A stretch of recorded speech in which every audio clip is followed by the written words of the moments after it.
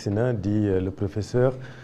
Mounirou Sy di constitutionnaliste. mi ngi noonu 8h11 mbokk ak xarit yi comme ni ñu leen ko annoncé dans la matinale dañuy dalal ki nga xamante ne moom mooy le professeur Mounirou Sy dans la matinale ñu fas yéene amal waxtaan bi ak Chérif ak Pape Cheikh Sylla di leen fàttali ne aussi su kanamee dinañ dalal ki nga xamante ne moom mooy Mamadou Diallo pour waxtaanee match bi nga xamante ne aujourd'hui noonu laa koy woowee dernière chance su Lions yi pour ñu mën a qualifier match bi di am vendredi te ñu war ci jàngonte ak ñi nga xamante ne ñoom ñooy waa Irak donc loolu dinañ ko am ci deuxième partie bi su kanamee aussi ki nga xamante ne moom mooy Ndeye Khady Thiam Tall tamit dina ñëwaat ci plateau bi comme d'habitude ñu indi leen sujet yoo xamante ne dañ koy waxtaanee Chérif ma bàyyi la rek nga dalal gan bi. jërëjëf soxna Adja professeur ñu ngi lay nuyu. maa ngi lay fay Chérif di nuyu waa plateau bi. kontaan loolu ci invitation bi. jërëjëf. ñu war a waxtaanee. lu am solo ci réew mi incha allah. waxtaan wi ñu ci ànd ak Pape Cheikh Sylla mi nga xamante ni sax moom jiitu na ci sànq ñeneen ko doon dégg ci li ñu mën a jàpp ci révision constitutionnelle bi nga xamante ni annoncé nañ ko ñu fàttali ni la proposition de loi passe en commission tey jii fële ci assemblée nationale ñu bëgg ci waxtaan Pape Cheikh ñu ngi lay nuyu. ñu ngi lay fay bu baax Chérif di nuyu bu baax. waaw ñu ngi lay fay bu baax Chérif di nuyu bu baax Mounirou Sy. et gëjoon nañ ko gis. et di nuyu waa plateau bi yëpp Adja Lalla. ñu xuus ci waxtaan bi donc professeur dinañu ñëw ci révision bi mais bëggoon nañ la dégg parce que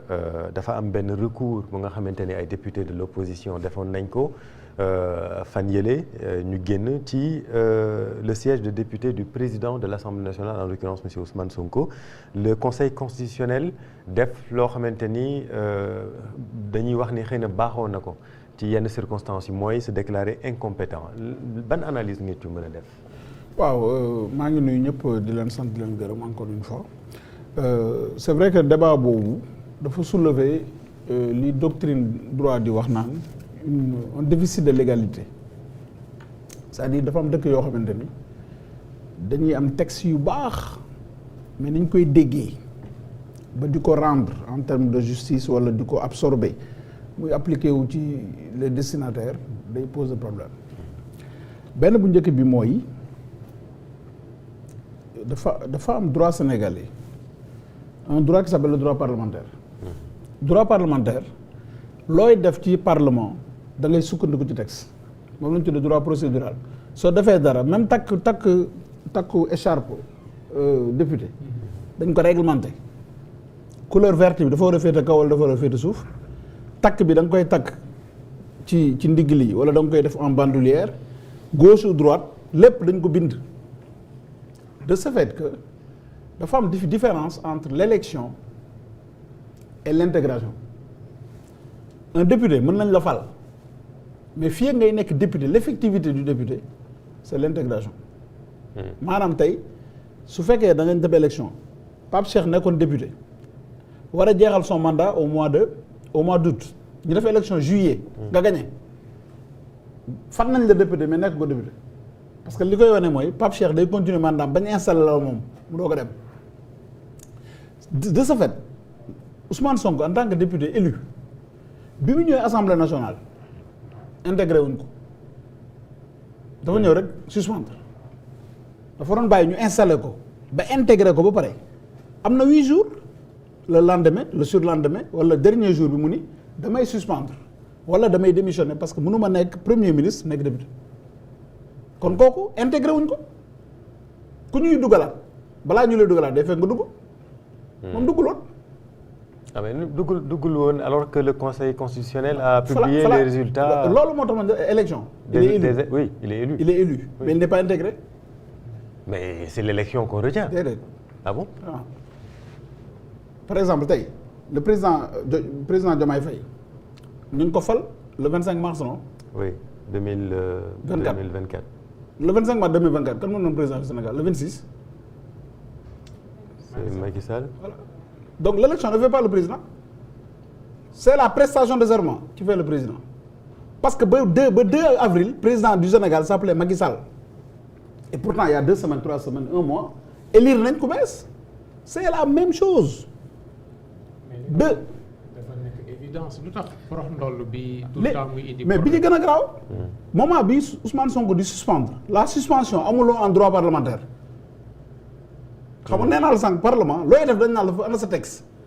suspension amul woon foofu député opposition bi dañu nelaw. Tafsir Thioye laa di sax am na ku mu dégg ni ko lu ma dégg suspension mais mënul nekk doo yore sa loxo ni doyen àll li nga wax noonu mënul nekk soit day démissionner wala mu garder mandat la preuve le président Macky Sall dafa démissionner moo permettre Abdou Mbow mu nekk député. loolu jàll muy première violation de la loi donc mënuñu ko woon intégrer en tant que député a fortiori balaa nga ne naam ne fa ça veut dire quoi Chérif tey bu nekkoon da nga am rôle bu rëy Pastef xam nga mosoo nekk élection député. élu la bu la neex nga dugg assemblée. ah bon waaw parce que boo dugg dañ naan Chérif lañ bëgg mu nekk suñu président assemblée nationale ñun la mais Chérif mosul dem élection suñu yoon nekku ci fait majoritaire ñu forcé voté nga dugg ñu jël élection boobu yóbbu ko conseil constitutionnel lu conseil constitutionnel répondre lu jëm ci wàllu élection ba ñuy programmer résultat lu ci am mën naa ci àddu mais bu élection yi xasee ba jeex naka ngeen di doxalee seen biir assemblée nationale sama yoon nekku si maanaam l'organisation et le fonctionnement de l'assemblée nationale n'est pas de la compétence du conseil constitutionnel léegi ñu ñëw ni ko ba Chérif mi nekkul woon député tey mi ngi ni nekk député nekk président mu leen na ngeen di doxalee seen biir assemblée man sama yoon nekku ci tu vois la porte ouverte c'est ça le problème deuxièmement conseil bi ñu dugalee recours bi ñii ni requête mais mënoon na def li mu defoon 2024 2024 le président Macky Sall dafa jël benn décret pour reporter les élections ñu dugal recours ni ko mënul nekk mais décret acte administratif la le conseil a dit je suis le juge de la loi mais pas des décisions administratives xam nga pour mu reconnaître sa compétence lu mu wax au nom de la plénitude de mes pouvoirs en matière électorale loolu il a ouvert sa compétence et pourtant c'est pas prévu stricto sensu dans la constitution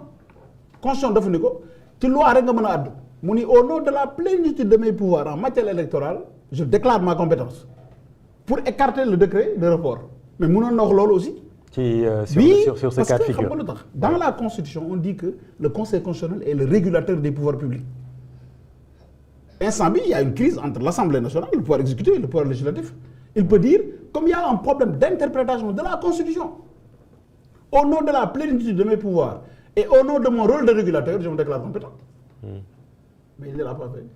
li nga wax 95% je savais que 95 oui du déclarer compétence mais 5% yooyu fa laa ko xaare woon loolu lañ tuddee l'audace du conseil constitutionnel malheureusement ça ne s'est pas passé en définitive pour yow donc Sonko ne devait pas être il est mal élu a perdu son siège il a perdu son siège le jour où il a quitté l'Assemblée nationale 8 jours après très bien